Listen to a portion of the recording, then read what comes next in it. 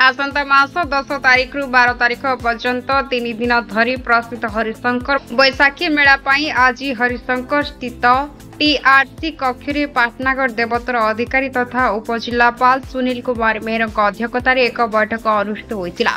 यह बैठक में किभली शांति श्रृंखला मेला हेब से उपरे आलोचना कर विभिन्न कमिटी गठन कर चलित वर्ष मेला को आकर्षणीय करने राज्य बाहर कलाकार को आनिबा सहमति प्रकाश पाइथिला। सह जिलार एक मर्यादा यात्रा को राज्य स्तरीय मान्यता पाई स्थानीय तथा उप मुख्यमंत्री कनक वर्धन सिंहदेव को अनुरोध करने बैठक में सहमति प्रकाश पाइथिला। यात्रा को सरस सुंदर आकृष्ट करने ओडिशा सरकार सांस्कृतिक विभाग पक्षर विभिन्न सांस्कृतिक दल आने उप मुख्यमंत्री को अनुरोध करने प्रस्ताव ग्रहण कर प्रस्तुति बैठक में खपराखल तहसीलदार आदित्य प्रसाद मिश्र, बीडीओ विवेकानंद षडंगी, उपखंड पुलिस अधिकारी सदानंद पुजारी समेत थाना अधिकारी और समस्त देवतर सदस्य मानक सहित स्थानीय अंचल बहु जनसाधारण जोग देथिले।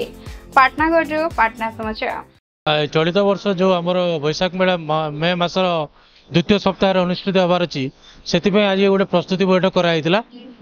सबू ऑफिशियल मानक डकाई आमर जो आमर मेंबर्स माने भी थिले सब सबू यही मुख्य जिनस है एथर एमती पानी असुविधा जमती न हो, लोक मैंने कि जमती कौन घटना दुर्घटना न हो, समस्ते सुरुखुरु जमती 3 दिन पाई आमर बैशाख मेलाटा बहुत भल हिसाब से चलो से उपरे सबू आम पुंखानुपुंख आज आलोचना करूँ।